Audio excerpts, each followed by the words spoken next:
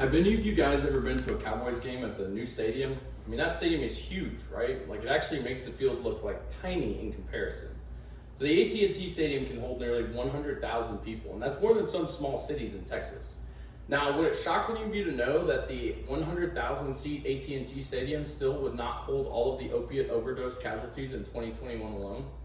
Good afternoon, guys. My name is Sam McKeon, and I'm sad to say that I'm all too familiar with the impact of the opiate overdose epidemic. In 2017 and 2018, I lost two of my closest friends to drug overdoses, and so this is definitely a topic that's near and dear to my heart. Today, we're going to take a look at the origins of the opioid crisis. We're going to look at how it's evolved over the years, and we're going to look at a few things we can all do that might save a life. My hope is that by the end of the speech, you'll be able to walk out of here educated on the severity of the crisis and with some knowledge on what you can do to help. Now, I'm sure most of you have heard about the so-called opioid epidemic on the news, but how many of you actually know how it began? So the story of the overdose epidemic has its origins in a surprising place, in a field of beautiful flowers that grow in dry and mountainous regions. Now, in the world of science, these flowers are known as Papaver somniferum, but you and I probably know them as opium poppies.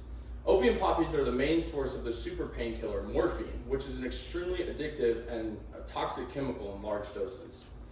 In the 150 years since the isolation of morphine from opium, hundreds of more potent opiates, including synthetic versions called opioids, have been introduced, and their use as an effective painkiller has become widespread, in spite of the potential for addiction.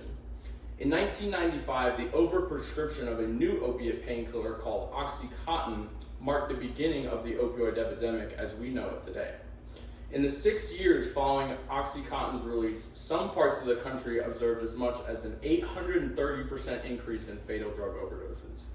Oxycontin was eventually removed from the market, but the problem has really only gotten worse. So let's consider its evolution. In the early 2000s, the DEA cracked down on the prescription and use of opiate painkillers. This left many American painkiller users with a major problem: withdrawal. According to a 2019 Nature article written by Sarah DeVeert, the market for the illegal sale of these medications increased drastically as painkillers were prescribed less in doctors' offices. Now, many people turned to the streets for the same drugs they used to get from their physicians. During the mid-2010s, prescription pills were replaced by cheaper street versions of opiate painkillers, which included heroin and fentanyl. As the use of these drugs increased, so did the death toll. From 1999 to 2019, there were more than 500,000 deaths from drug overdoses in the United States alone.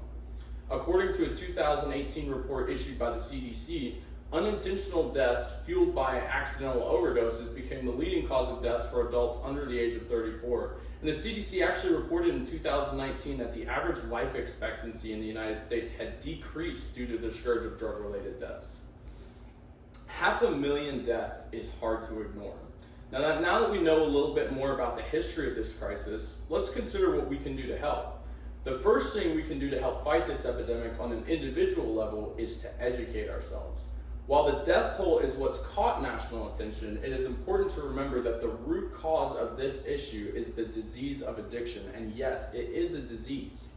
In a 2015 online publication, the National Institute of Health suggested as many as 10% of Americans struggle with some form of drug abuse, and recent estimates by other agencies indicate that number could actually be much higher.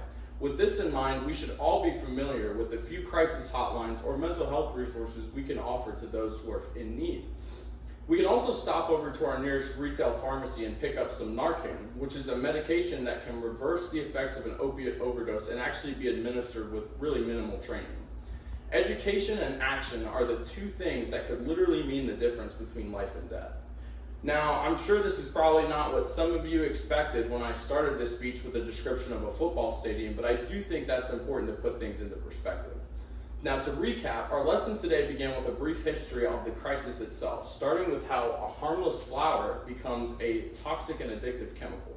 We also learned a little bit about the evolution of the epidemic, which began in doctors' offices and ended in the streets.